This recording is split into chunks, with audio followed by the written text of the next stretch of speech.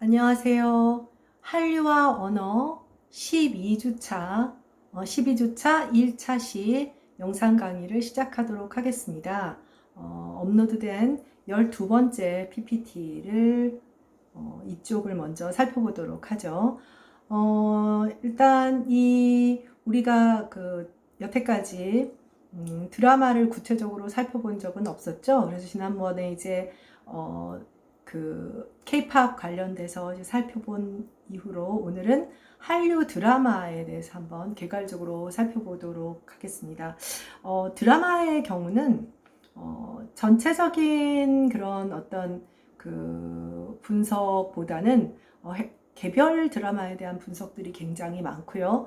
그리고 K-팝의 경우에는 상대적으로 이제 좀 영향력이 아시아권을 좀 벗어난 경향이 많은 반면 드라마의 경우는 물론 최근에 뭐 킹덤이나 몇몇 드라마들이 이제 뭐 유럽이라든지 뭐 남북미 아메리카에 이제 그러니까 수요자가 없는 것은 아니지만 드라마는 상대적으로 아직까지는 아시아권에서 주로 이제 소비되는 그런 컨텐츠인 것으로 봅니다. 그래서 이제 그러한 이유들도 이제 드라마가 그렇게 될 수밖에 없는 이유도 상대적으로 있어요. 우리가 수업 시간에도 말했다시피 노래가 훨씬 더 접근하기, 소비하기가 좀 더 이렇게 쉬운 면이 있는 거니까. 그래서 일단 오늘 살펴볼 것은 한류 드라마의 흐름과 성공 요인 재고라고 하는 2016년의 그 논문입니다.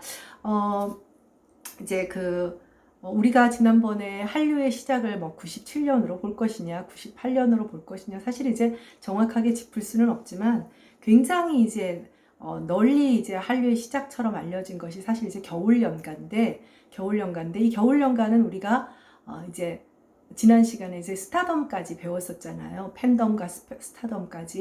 그러니까 하나의 컨텐츠만 히트를 치는 것이 아니라 이제 어떤 배용준이라고 하는 스타와 그 다음에 이제 그를 따르는 뭐 특히 일본을 중심으로 하는 팬덤의 형성, 그러니까 가장 전형적인 대중문화의 모든 그런 어떤 패러다임이 만들어진 것이 겨울연가지만 그 직전에 1997년에 사랑이 뭐길래라고 하는 드라마가 이제 중국에서 높은 인기를 얻게 되었다고 해요. 뭐 물론 이제 그 사이에도 여러 가지 드라마들이 있지만, 그래서 이 한류 드라마 가운데 큰 획을 그을 만한 드라마 3편을 뽑으라고 한다면 사랑이 뭐길래, 겨울연가, 대장금 이렇게 3편의 드라마를 뽑게 된다고 합니다. 그 사이사이 이제 여러 가지 드라마들이 있고, 물론 이제 여러분들은 90년대 후반생들 혹은 2001년 이런 2000년 이런 생년을 가지고 있다 보니까 이런 드라마들을 이제 뭐 본 적이 없죠. 사실 이제 이 무렵에 한류라는 개념이 이제 나오게 되었는데, 일반적으로는 겨울연가가 이제 대중에게 뉴스거리가 되고 했지만 97년도에 사랑이 뭐길래라고 하는 드라마가 이제 우리 PPT에 보다시피 중국 공영의 CCTV에 방영되면서 굉장히 높은 시청률을 얻고 한국 드라마의 붐이 시작된 것으로 보고 있습니다. 그러나 이때 이 사랑이 뭐길래라고 하는 드라마는 어떤 배용준처럼 어떤 겨울연가처럼 스타를 만들고 그 다음에 그 스타에 대한 팬덤을 만드는 우리가 앞서 배웠던 전형적인 대중문화의 패러다임까지는 가지 않고 이 콘텐츠 자체가 굉장히 이제 인기가 있었던 거죠. 이 드라마가. 그래서 그 주인공이었던 뭐 이순재 씨라든지 뭐 최민수, 뭐 하이라가 아주 대단한 한류 스타로 부상하거나 그러지는 않았어요. 네.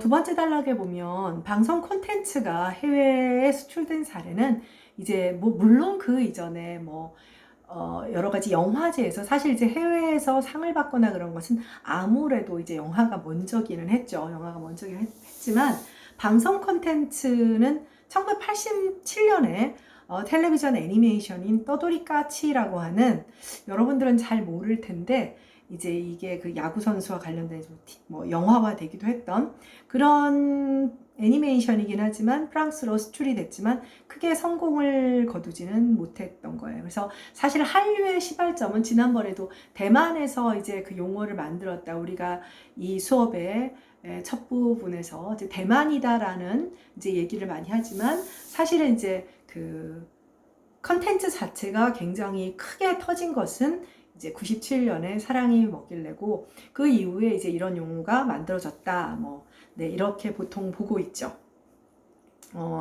이게 사실은 그 여러분이 생각하는 것과는 달리 TV라고 하는 매체는 영화는 어때요? 영화관에 가야 되죠. 그 다음에 음악도 어떻습니까? 그러니까 뭐 콘서트장을 가야 되죠. 근데 우리는 살다 보면 TV는 바로 옆에 있는 그런 대상이잖아요. 특히 90년대나 2000년대까지만 해도 가장 밀접한 우리에게 어떤 그런 미디어죠.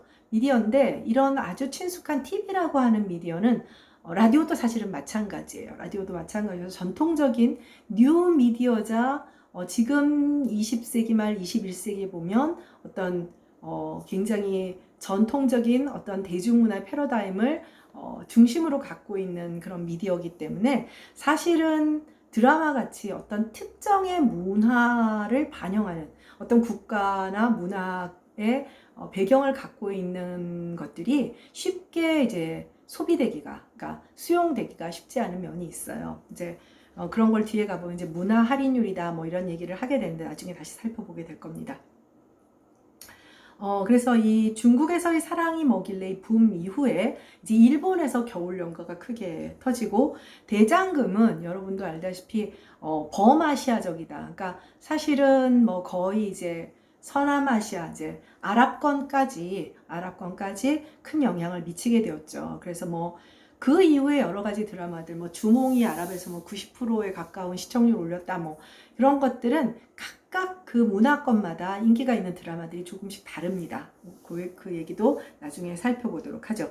일단은 지금 별에서 온 그대는 이제 아직 얘기할 대상은 아니에요. 그러니까 이게 보다시피 2000년대 지금 연도가 그렇죠. 그러니까 1997년, 그 다음에 2001년에서부터 2002년, 2003년에서 2004년. 그러니까 90년대 말, 그 다음에 2000년대 초반, 그러니까 한류가 드디어 일어나기 시작할 무렵인데 한류의 첫 번째 공신은 누가 뭐라고 해도 드라마입니다. 그건 분명히 드라마라는 것은 분명해요. 그러니까 K-팝이 아니에요.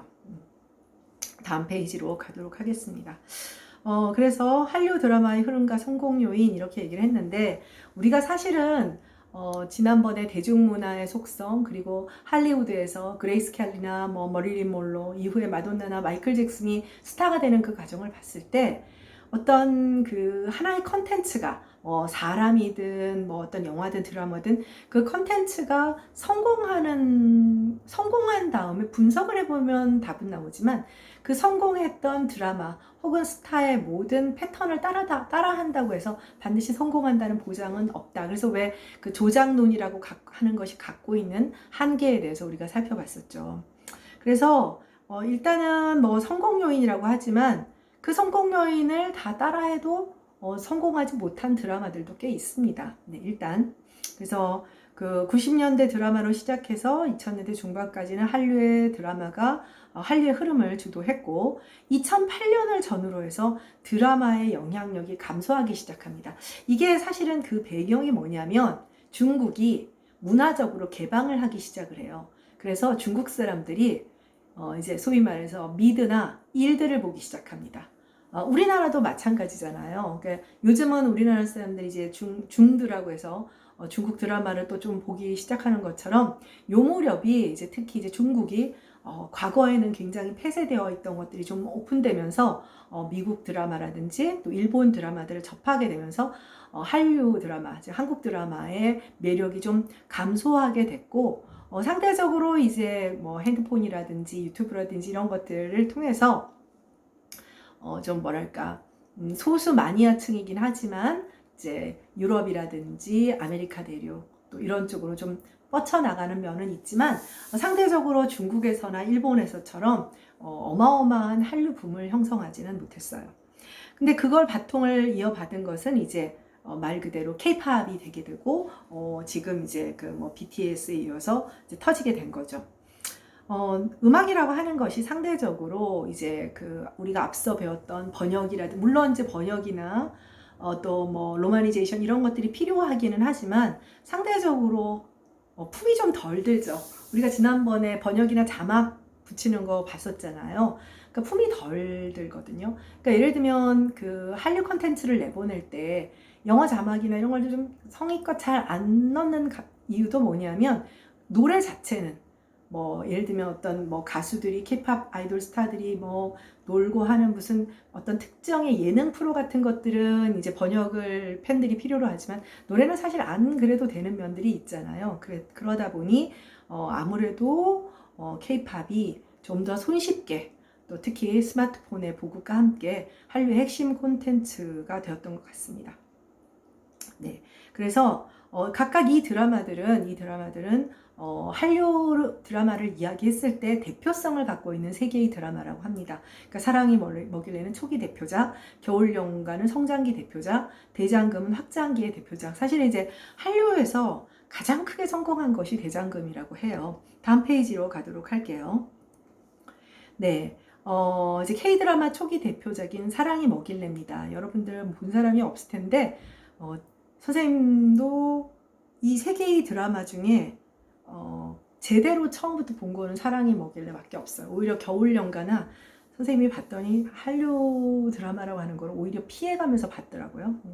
좀 마니아 기질이 있는 것 같아요. 선생님도. 어찌되었건 간에 이 사랑의 뭐길래는 여러분들이 혹시 뭐 아마 유튜브 같은 데 있겠죠.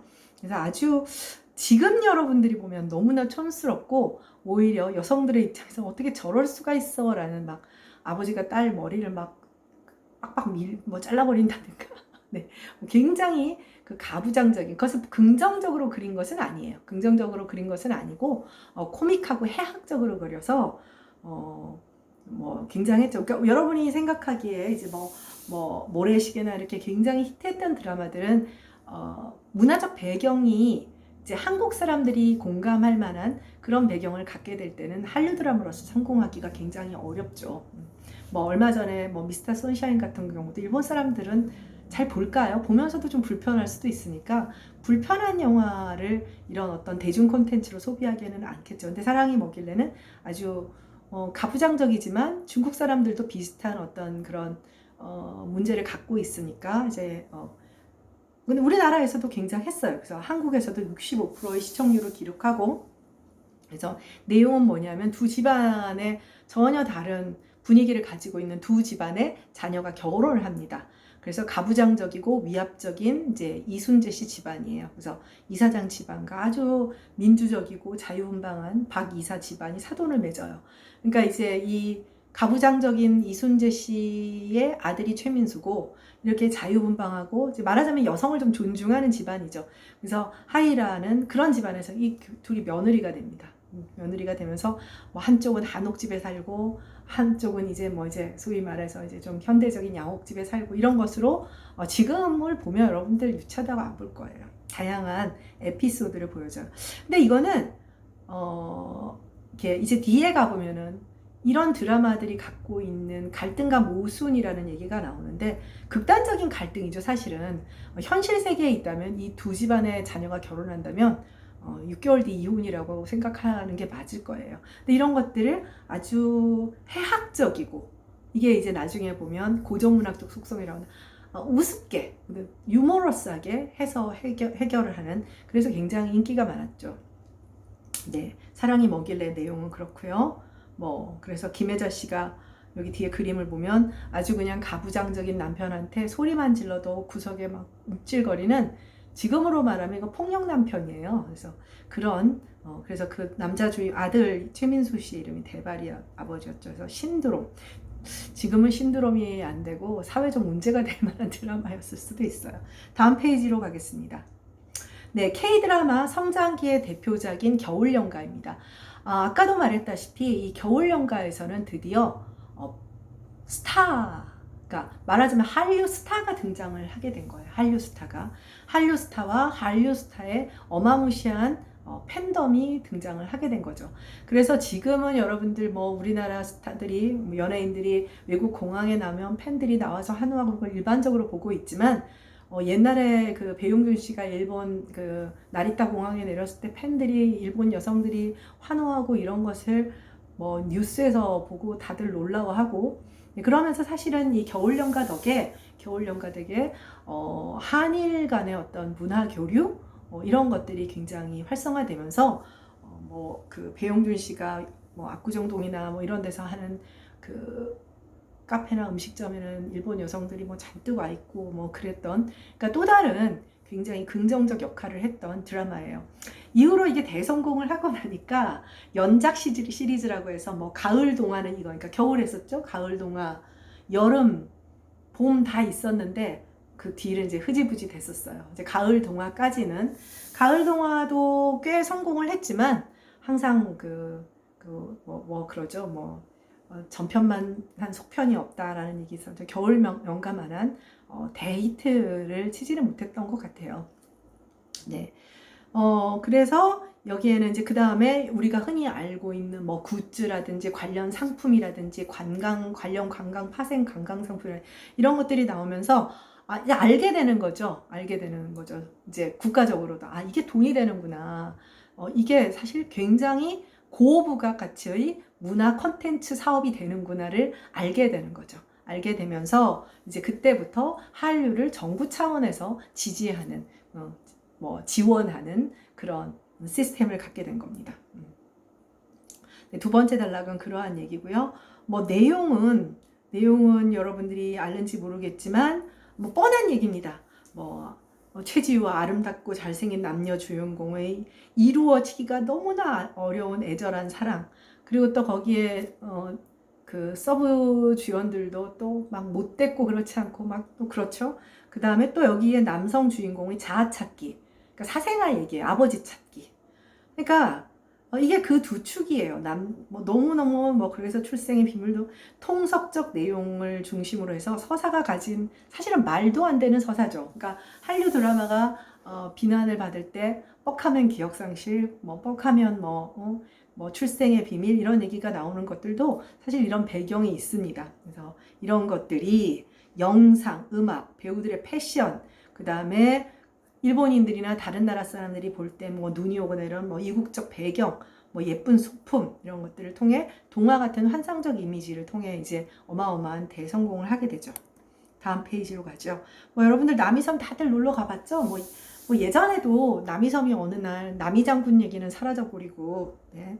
소년 그 병조판서까지 했던 남이장군 얘기는 사라져버리고 배용준과 최지우의 그게 모두 겨울연가 이러면서 사실은 이게 관광 코스가 되죠.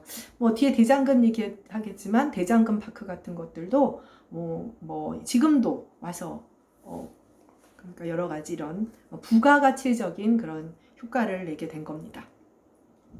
네, 그리고 말 그대로 이제 사실은 이제 한류 드라마 가운데 최근에 이제 킹덤이 그거를 넘어서겠죠. 선생님은 아직 못 봤어요. 뭐 넷플릭스로 아직은 요새 너무 바빠서 그런 거 영화 볼. 솔직히 말하면 여러분도 힘들지만 선생님들도 너무 일이 많아서 못 봤는데, 어찌되었건 간에 이제 대장금이 그 이전에 전형적인 스트리밍 뭐라고 할까요? 어떤 뭐 지금의 넷플릭스나 뭐 유튜브나 이런 식의 방식이 아닐 때 아주 굉장히 크게 성공을 한 그런 대표적이라고 할 수 있죠. 대장금은 뭐 기본적으로 국내에서도 큰 성공을 했죠. 뭐 사극이죠. 역사 드라마 역사에서 최고봉으로 꼽힙니다. 그래서 54회 엄청나게 긴 드라마예요. 근데 이 긴 드라마가 우리나라뿐 아니라 다른 나라에서까지도 그만큼 인기가 있었다는 것은 사실 이만큼의 장편을 본다는 게 말이 쉬워서 그러지 쉬운 일은 아니잖아요. 그래서 그리고 이 무렵만 해도 이 사람들도 뭐 다른 데서 다운을 받는 이렇게 쉽지 않은 상황이고 TV로 이제 뭐 케이블 같은 것으로 방영되는 걸 봐야 하니까 굉장한 어떤 충성심을 가져야만 볼 수 있는 상황이죠. 지금하고도 또 달라요. 네. 그래서 파생된 각종 부가가치 경제적 가치는 수천억 원대에 이른다고 합니다. 이 드라마의 성공 요인이 도대체 무엇이냐? 왜 그러냐면 지금 앞에서 보다시피 사랑이 뭐길래 중국에서 데이트를 쳤어요. 사실 비슷하잖아요. 중국 사람이나 한국 사람이나 일본 사람이나 동양 문화권, 특히 한중일이 갖고 있는 서로 맨날 물고 뜯고 싸우지만 가장 비슷한 속성을 가지고 있는 유교 문화 배경을 가지고 있는 국가인데, 또 겨울연가 같은 경우는 전 세계 누구나 봐도 되는 사랑 얘기예요. 사랑 얘기에는 어떤 특별한 문화적 배경이 깔려 있는 것은 아니잖아요. 그런데 여러분이 알아둬야 할 것은 이 두 개가 현대를 배경하는 드라마라는 것과는 달리, 이제 말하자면 배경 문화가 크게 뭐 서구권이나 이런 쪽은 아닌가, 배경 문화가 이 드라마를 보는데 장애가 안 되는 거예요.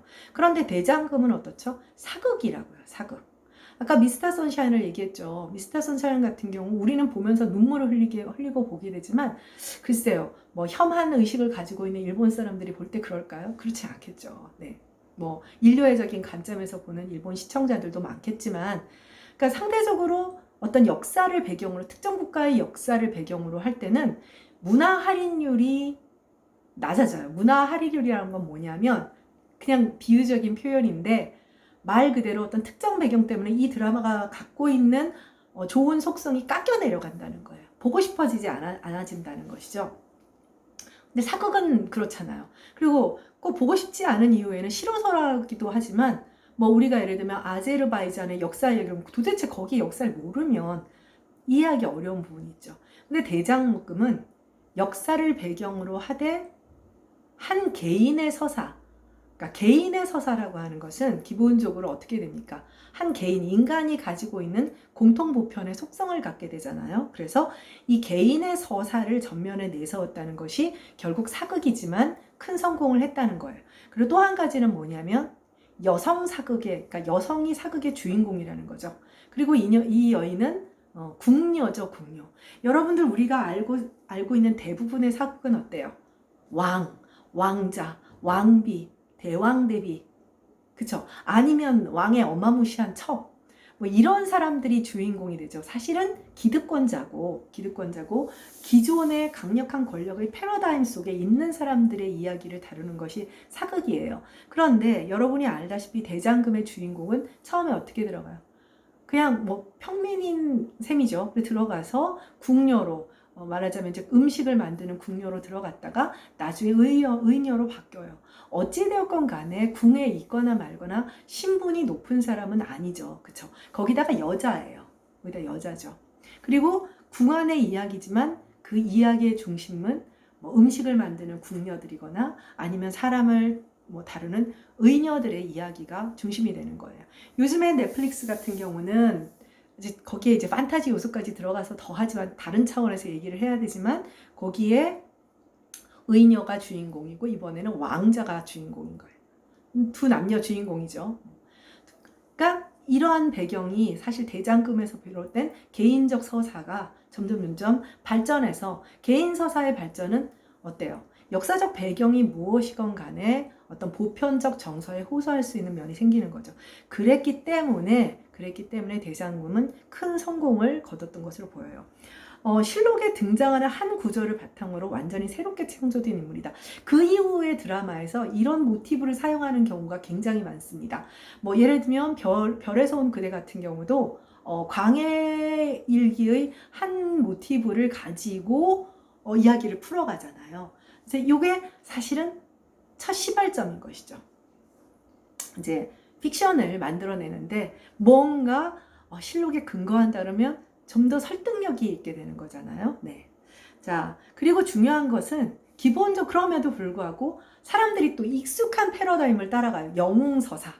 우리 뭐 국어국문학과 학생들이 아니더라도 영웅서사, 고난을 극복하고 그 다음에 이제 성취에 이르는 그런 전통적인 영웅서사의 그런 그 틀을 그대로 따라갑니다. 단지 주인공이 여성이에요. 여성이고 그 여성이 고난을 극복하는 과정은 일반적인 권력 암투와는 다르니까 그것이 새롭게 다가가게 되었던 것으로 보여요. 네. 그래서 여기 보면 음식, 의료라고 하는 것은 자칫 긴장감이 떨어지기 쉬운 여성들의 경쟁 구도에 새로운 극적 갈등과 볼거리를 제공해서 많은 호응을 이끌었다는 거죠. 드라마를 보는 사람은 여자거든요. 여자인데 우리가 앞에서 배웠지만 상대적으로 남성 아이돌 중심이라고 하는 것이 뭐냐면 남성에 비해서 여성들이 문화 콘텐츠에 훨씬 더 예민하게 반응을 하죠. 그런데 그래서 로맨스 영화들을 좋아하는 면들이 있는 거잖아요. 그런데 일반적으로 멋진 전사들이나 왕자들이 나와서 권력 다툼을 하고 이런 것들이 더 멋있어 보인다라고 하는 것이 일반적인 패러다임이었다면, 여기에서는 여성이 주인공이라서 이거는 뭐냐면 오히려 전혀 다른 측면에서의 접근을 통해서 새로운 인기를 만들어낸 어떤 그런 컨텐츠를 만들어낸 것이라고 할 수가 있죠. 그래서 대장금은 결과적으로 범아시아적으로 어마어마한 인기를 얻게 됩니다. 여기 그림을 보면 뭐 이영애 씨 얼굴이 있고, 거기 두 번째 보면 여러분들은 안 봤겠지만 여기 이제 두 번째 그림에 이영애 씨와 앞에 이제 이 배우 이름을 제가 까먹었는데 요즘 안 나오셔서 한상궁이에요. 그러니까 뭐 좀 이제 음식을 만드는 그런 상궁 중에 이제 높은 이제 말하자면 대장인 거죠. 조리장인 거죠. 그런데 여기에 여성들 간의 그야말로 과거의 군사부 일체다 뭐 이러면은 사부의 관계는 남자 스승과 남자 제자의 개념인데, 여기는 여성 스승과 여성 제자예요. 그러니까 실제 모녀 관계를 뛰어넘는 아주, 그래서 나중에 억울한 죽음을 당하는 스승을 위해서 복수를 결심하고 이런 부분들도 나오거든요. 그러니까 과거에 우리나라 사극에서는 볼 수 없었던 그런 어떤 관계를 제시하는 것도, 그래서 여기 지금 이 상궁으로 나온 분도 굉장히 인기를 얻었었죠. 마지막 사진은 그 당시에 얼마나 아시아에서 이 드라마가 인기가 있었냐면, 이거 아시아나 비행기 밖에 이렇게 도포를 한다고 하나, 이렇게 할 만큼 어마어마한 인기를 얻었습니다. 근데 선생님은 그때 제대로 못 봤어요. 여러분만한 애가 있었으니 애 키우느라. 자, 그 다음에 10쪽이죠. 사랑이 뭐길래, 겨울연가, 대장금, 이 세 편의 드라마가 여타의 드라마에 비해 압도적 성공을 거둔 이유는 무엇일까? 요 사이에도 간간히 이제 다른 드라마들이, 근데 뭐 그렇게 큰 성공을 못하고 실패하고 그런 거는 아니지만 압도적이었어요. 그 이유는 뭐냐? 자, 어떤 문화 상품이 해외에서 인기를 얻기 위해서는 두 가지 조건을 충족시켜야 된대요. 보편성과 특수성. 그러니까 아까 말했죠. 그러니까 결국은 보편성이라고 하는 것은 뭐냐면, 그 드라마의 주인공들이 맺어가는 인간관계와 만들어진 사건들을 도저히 이해를 할 수 없다. 인간으로서 이해할 수 없다면 그건 도저히 수용이 안 되는 거예요.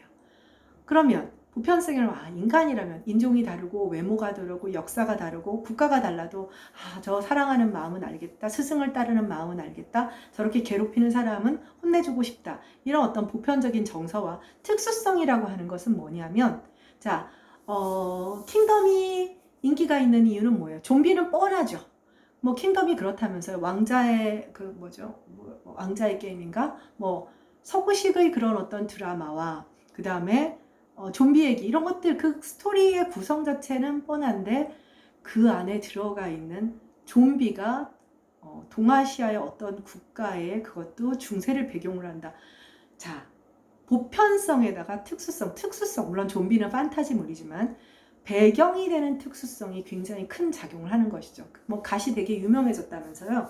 자기들도 모자 써. 모자를 쓰는데 우리는 맨날 보는 사극이니까 그 갓에 대해서, 뭐 조선 사극에 나오는 모자에 대해서 별 신경 쓴 사람 아무도 없잖아요. 바로 그게 특수성이죠. 어느 날 시선을 끄는. 근데 그것이 물론 뭐 스토리나 이런 서사가 재미없으면 빠지지 않겠지만, 또 그 훌륭한 서사에 그러한 특수한 특별한 그런 매력적인 여러 가지 문화적 요소라든지 이런 것들이 이제 인기를 얻게 하는 요소가 되는 거죠. 뻔한 얘기지만 사실 이 두 개의 공식을 성공적으로 만들어내기는 쉽지 않다는 거예요. 그래서 특히 이제 중국에서 한류 드라마가, 왜 중국 사람들이 한국 드라마를 보느냐, 요즘은 미국에서 맨날 도대체 왜 미국 사람들이 BTS 빠지느냐, 이걸 한국 오히려 BTS와 관련되는 사건들은 오히려 미국 방송이나 신문에서 더 대서특필되잖아요. 우리나라보다는. 그것과 마찬가지로 중국에서 왜 이들 드라마에 중국 사람들이 열광적으로 환호하는가에 대해서 학술적으로 굉장히 연구를 많이 했어요. 그래서 일단은 세계적 보편성으로의 가족, 사랑, 도덕심.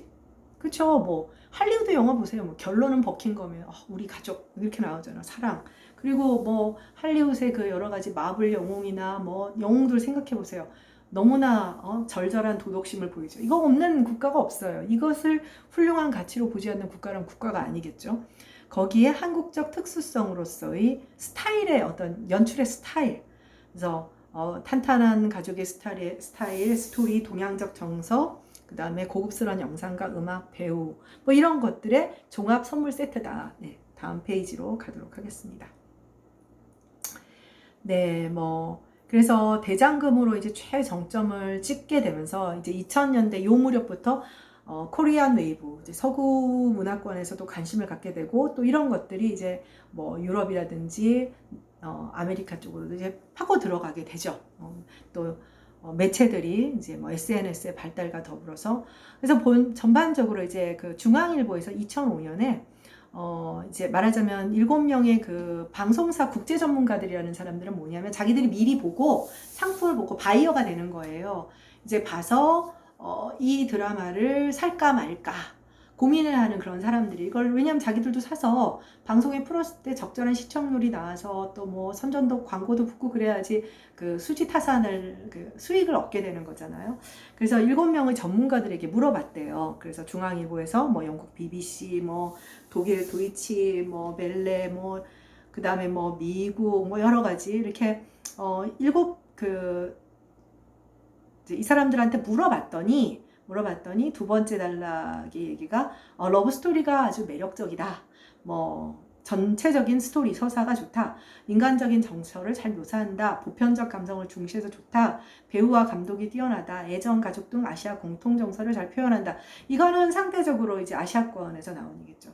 뭐 뻔한 얘기 아닙니까? 아니 이렇지 않으면 안 좋을 리가 없죠. 그러니까 우리가 앞서도 계속 말을 했지만 뭐 스타 조작론이련, 이렇게 하면 훌륭한 스타가 만들어질 거다라고 생각하지만 모조리가 성공하는 거는 아니라고 했죠.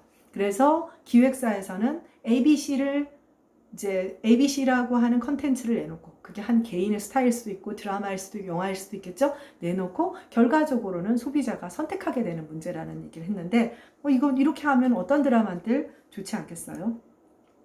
네, 다음 페이지로 가도록 하겠습니다. 네, 12쪽이죠. 그래서